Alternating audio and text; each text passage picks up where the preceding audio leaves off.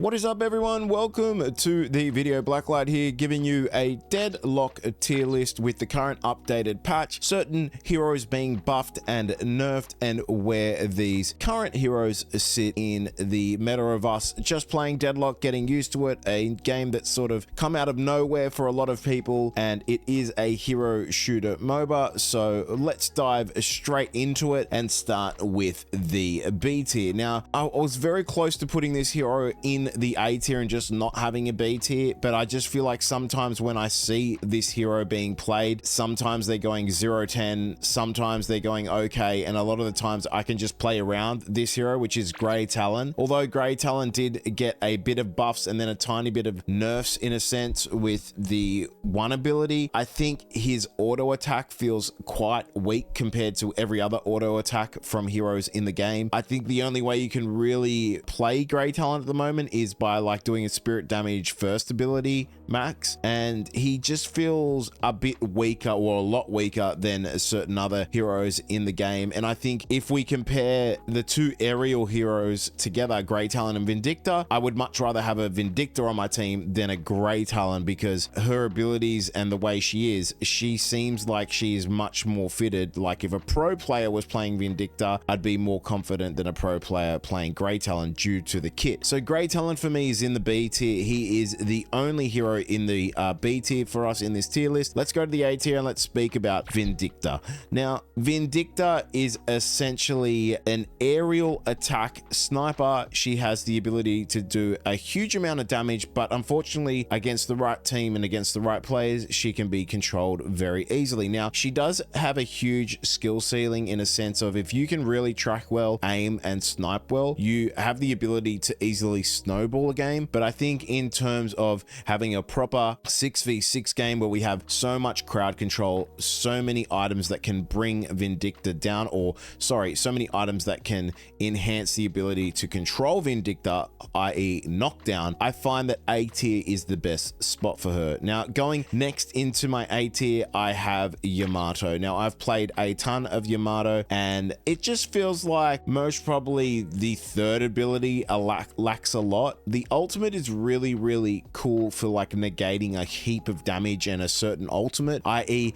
if Wraith was ulting me, I have a delay before the ultimate procs, or even if someone like 7 is ulting, I can negate a lot of the damage. So I like Yamato's ultimate. It just feels like the ability to snowball and really do damage and work in team fights is limited because of the kit and how much control you can have around Yamato. So Yamato sits in the A tier for me. Now, going next into the A tier, we have Lady Geist. Now, I just can't put Lady Geist in S tier. I think A tier is where she belongs. Although she is a huge threat 1v1, the ability to chunk her down, then her ultimate is very scary. But also, if you're playing a range champ and you can just distance yourself away from Geist, her ultimate becomes vastly less valuable. So if you're winning lane against the Lady Geist and you can just keep range and then kill her or keep her low, you've essentially either won lane or you're just going to kill her because she can't come into you, because you're just going to kill her if she does and she won't get there in time. Now, next on the A tier, we have Paradox. Paradox is a very cool hero. I think the swap is interesting. It worries me that the swap unfortunately then swaps you to the enemy team, which I think can cause a lot of issues because you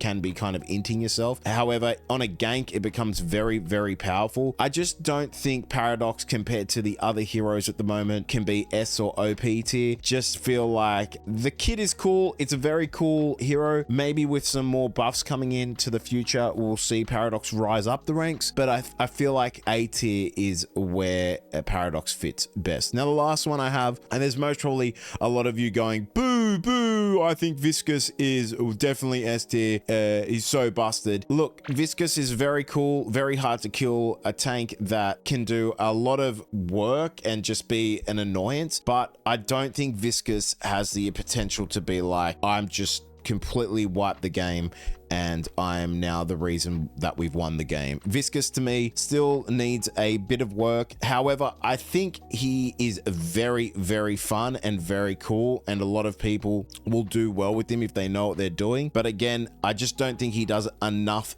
damage. He doesn't have enough damage output, but we'll see what happens in the future. He did get a lot of buffs in the recent patch, so that is good, and they changed his auto attack and they gave him a second auto attack, which is cool as well. So I think in the near future, Viscous will definitely pop up to S tier. Now let's go to our S tier, guys. We're going to start with someone who was on the verge of me being an OP tier, but I think just S fits beautifully, is Moen Krill. Moen Krill is very, very fun and good to play, very strong, has the ability with the ultimate to just lock down these Vindictors, these Geists, these Yamato players, Grey Talons, everyone that wants or needs mobility, including Lash. Moen Krill can literally just lock down and you aim them and they are so useless. He is a very, very hard, or they are, should I say, very, very hard to kill with the burrow move. I just feel like Moen Krill is a very good hero that if you pick it up, one trick it, and just know Moen Krill inside out, you would be a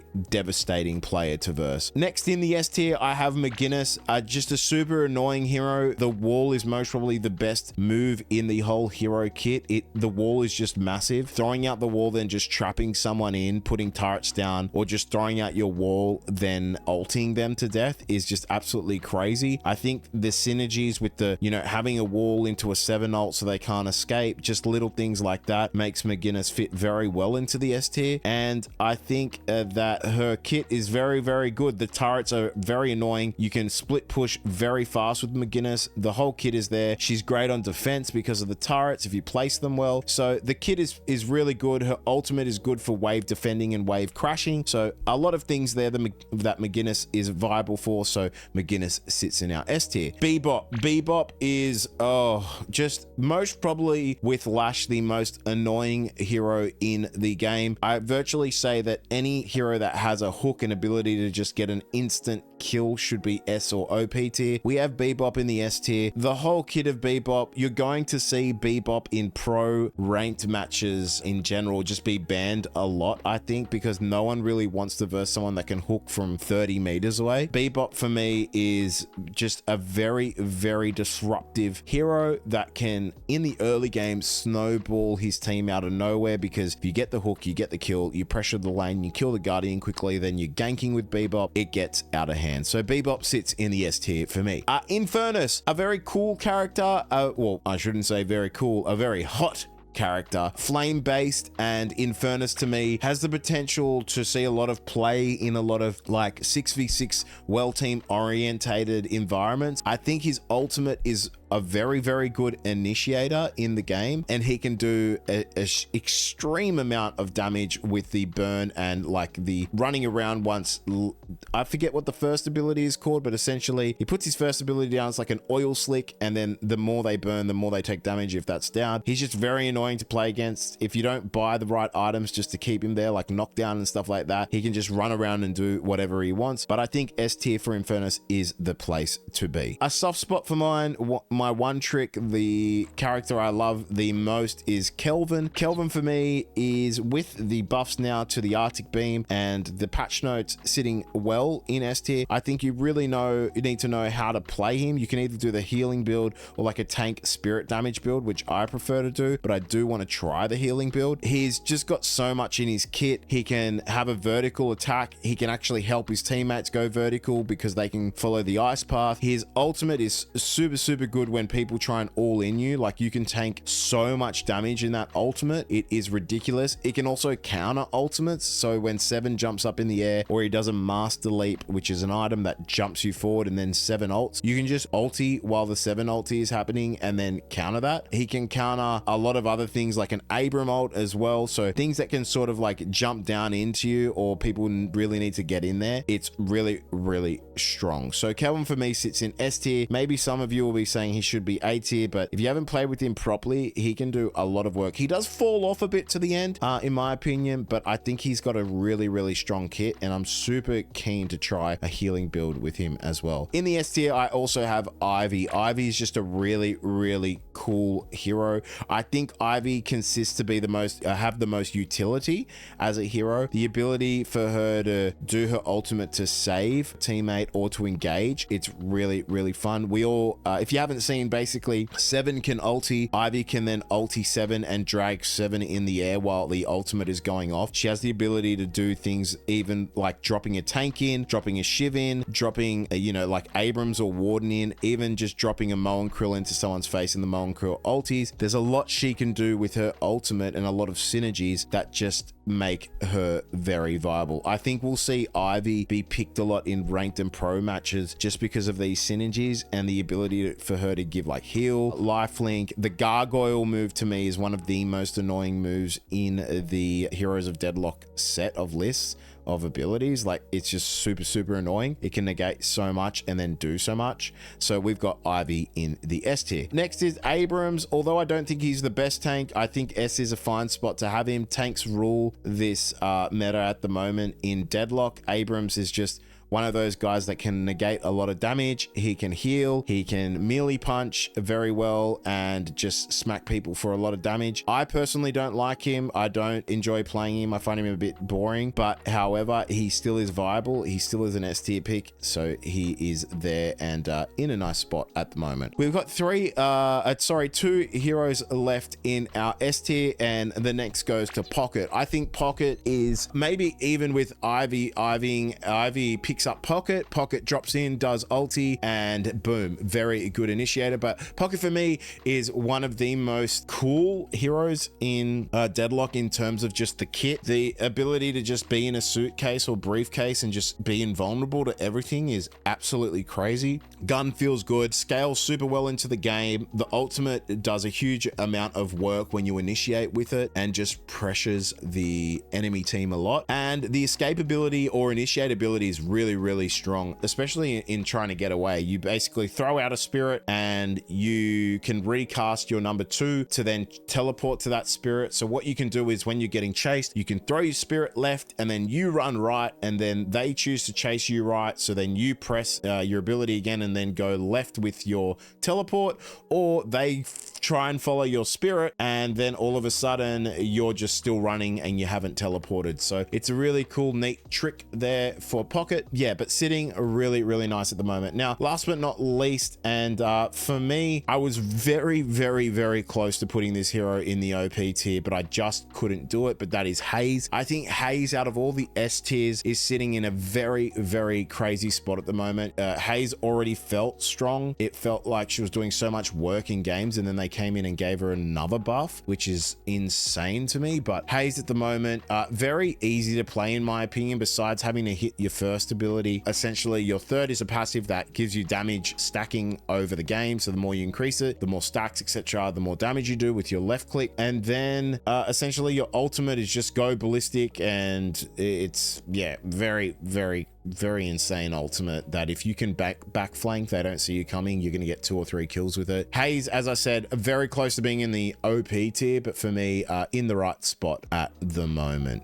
OP tier, here we go, what you've been waiting for. Now, I'm gonna start off with this hero being the most fun in Deadlock for sure. Lash is someone that if you're trying to chase down and you do catch him, I'm going to give you a medal, because this guy is the mobility king of Deadlock. The ability to engage, disengage. His ultimate is by far one of the best ultimates in Deadlock. You can essentially like whip characters, so you can do more than one hero. They just have to be in the range and in like sort of the sphinx of vision that comes up when you do the ultimate, and then you can turn around and throw them back. So essentially what you can do is you can jump up, you can ulti, you can grab multiple heroes and then throw them into your towers, and then they're taking tower damage. It's just insane. Lash to me is going to be one of the hardest heroes to control. You definitely will need to buy items like knockdown for Lash and items that can control control him, or else if you don't, he's just going to run away with the game. He's very, very good at the moment. OP tier for sure, in my opinion. So that is Lash. Now, next in my OP tier could possibly be S with the current nerfs that we found for Dynamo. But Dynamo for me has just, I would say, the most game-changing ultimate in the game. You can cancel the Shiv ultimate. You can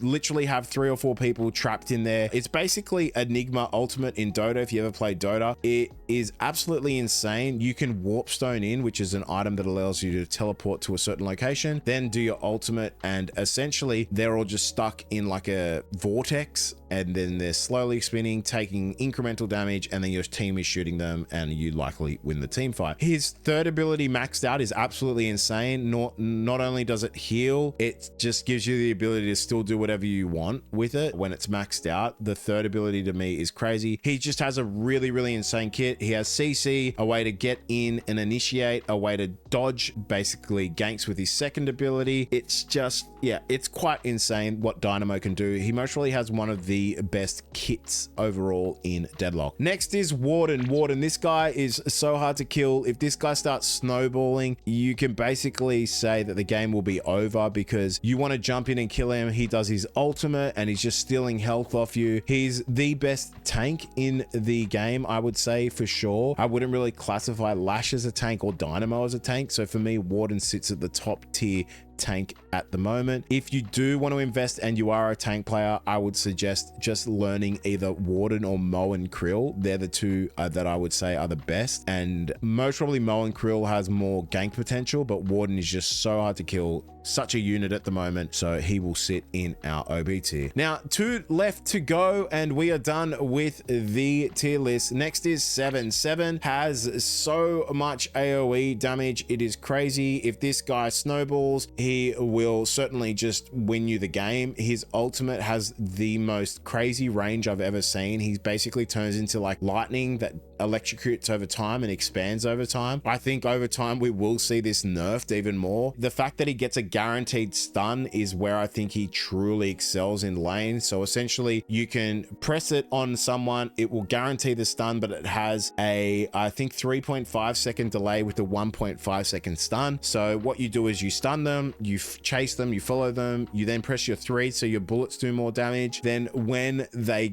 are about to get stunned, you just press your 1 out, which is a sphere of electricity that just damages over time, and then you can ulti if you need to, or just literally kill them without ulting. So 7 is in a very good spot at the moment. Definitely one of the stronger heroes, as he's in our OP list. Shiv got nerfed the hell out of, but still feels very, very, very strong. I just played a game with a Shiv and they went 16-1. So I think Shiv is most probably the biggest snowball hero in the game at the moment. I think if there's one hero you don't want to feed, it's Shiv. It's kind of like in League of Legends, you don't want to be, you know, feeding the Kai'Sa or the Fizz or the Katarina early. It's just the exact same thing with Shiv. You feed a Shiv early, the game is going to look rough. He just does a huge amount of damage, is versatile, has good mobility, and the slash and dash, you know, Shiv has been known to really take over games and just be a worry. It wouldn't surprise me if I ever saw him banned, but I don't think he will be, because, you know, heroes like Dynamo, Bebop, 7, I think they just go on that sort of edge of like annoyingness, but Shiv is just a house. So that is the tier list, guys. I really hope I helped you with some information on maybe who you should be playing next, but let me know what you think in the comments below, whether you think I got things wrong or right. Oh, we did forget about one hero. I knew I was forgetting about a hero, and that's Wraith. I apologize for that. Wraith for me, I think, is in between A to S tier. I know I can't really do that, but I think in the right hands, Wraith can be super, super good. So I apologize. I was thinking, who have I forgot? And it's Wraith. But I don't think Wraith is as bad as Viscous and Paradox and Yamato. So I can't put Wraith in the A tier. So we'll put Wraith in the S tier. The ultimate is really good. It's like having an item that you want where you can just stun lock someone. I think in the right hands, Wraith can do a lot of work. I don't think Wraith is as good as like Haze, Pocket, in fairness, but I still think she is S tier worthy. So Wraith is in the S tier. That is the video, guys. That is the tier list. Thank you so much for watching. As I was saying before, let me know in the comments what you think I've got wrong or what your opinion is. I mean, at the end of the day, this is just my opinion of where I think certain heroes are in the tiers for Deadlock, and this is after the recent patch. So yeah, thank you so much, guys. I will see you on the next one. Comment below for the algorithm, like the video if you did like it, subscribe if you want to see more from me on Deadlock. I am Blacklight.